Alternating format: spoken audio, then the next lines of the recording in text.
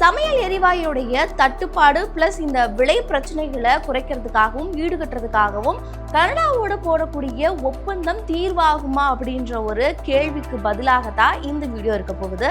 So என்ன நடக்குது அப்படின்றத இந்த வீடியோ நம்ம தெளிவாக பார்க்கலாம்.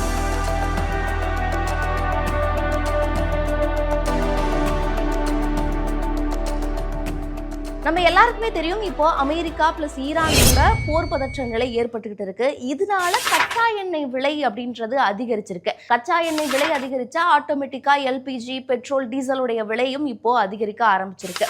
இப்போ நிறைய இடங்கள்ல உணவு வளாகங்கள், விடுதிகள் மூடப்படக்கூடிய ஒரு அபாயத்துல இருக்கு அப்படின்றதும் பார்க்க முடியுது. நார்மலாகவே இந்தியாவுடைய எரிசக்தி தேவை அப்படின்றது நாளுக்கு நாள் அதிகரிச்சுக்கிட்டே இருக்கு. குறிப்பாக 2040 பகுதிகளில் வரும்போது இந்தியாவுடைய எரிசக்தி தேவை அப்படின்றது இரட்டிப்பாகும் அப்படின்னும் இப்போ ஒரு சர்வேல கணக்கிடப்பட்டிருக்காங்க. ஸோ இதனால நம்மளுடைய நாட்டுக்கு இந்த எரிசக்தி தேவைகள் அதிக அளவில் இருக்கணும் அப்படின்றதுக்காக நிறைய நாட்டோட ஒப்பந்தங்கள் போடுற முயற்சியிலையுமே இந்தியா ஈடுபட்டுக்கிட்டு இருக்கு. இந்த நிலையில தான் இந்தியா மற்றும் கனடா எரிசக்தி துறையில அதிக முன்னேற்றத்தை எடுத்துட்டு வரணும்ன்றதுக்காக ரெண்டு பேரும் இப்போ ஒரு ஒப்பந்தத்தையுமே போட இருக்காங்க.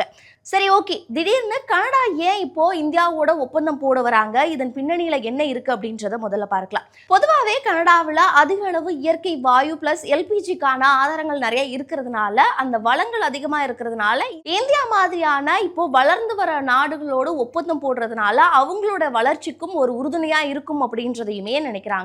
சோ அதனாலயுமே இந்தியா கூட இந்த ஒப்பந்தத்துக்கு அவங்க வராங்க அப்படின்றதும் இங்க பார்க்க முடியுது. இதுல இன்னொரு அரசியல் பார்வையும் இருக்கு. என்ன அப்படின்னா, ஏற்கனவே கனடாவை அமெரிக்காவோட ஒரு பகுதியா மாற்றணும் அப்படின்றது ட்ரம்ப்புடைய ஒரு குறிக்கோளாகவும் இருந்துகிட்டு வருது. சோ அதுல இருந்து வெளியே வரணும் அப்படின்றதுக்காக கனடாவும் நிறைய விஷயங்கள்ல முயற்சி பண்ணிக்கிட்டே வராங்க. இந்த ஒரு ஒப்பந்தம் மூலியமா பொருளாதார வளர்ச்சி ரீதியாகவும் அவங்க தன்னிச்சையாகவும் ஒரு வளம் பெற்ற நாடா மாறுறதுக்கான வாய்ப்புகள் நிறைய இருக்கு அப்படின்றதுனாலயுமே இந்தியாவோட இந்த ஒரு எரிசக்தி ஒப்பந்தத்தையுமே போடுறதுக்காக முன் வந்திருக்காங்க.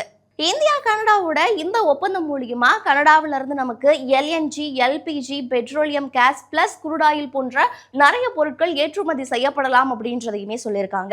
பதிலுக்கு இந்தியா என்ன கொடுக்க போகிறது அப்படின்னு பார்க்கும்போது ஃபைன் பெட்ரோலியம் ப்ராடக்ட்ஸை கொடுக்க போறாங்க. அதாவது பெட்ரோல், டீசல், ஜெட்டுக்கான எரிபொருளா இருக்கட்டும், இல்ல பிளாஸ்டிக் தயாரிக்கிறதுக்கான மூலப்பொருளா இருக்கக்கூடிய நாப்தா, இந்த மாதிரி நிறைய பொருட்களை கனடாவுக்கு ஏற்றுமதி செய்ய போறதாகவும் இந்தியா தரப்புல இருந்து சொல்லப்படுது.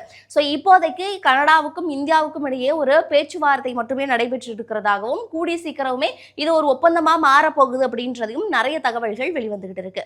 இந்த ஒரு ஒப்பந்தம் கையெழுத்தாகின்ற பட்சத்துல எரிசக்தி துறையில இந்தியா அதன் தேவையை பூர்த்தி செய்யக்கூடிய ஒரு முக்கிய இடத்திற்கு முன்னேறும் அப்படின்றதையுமே சொல்லியிருக்காங்க.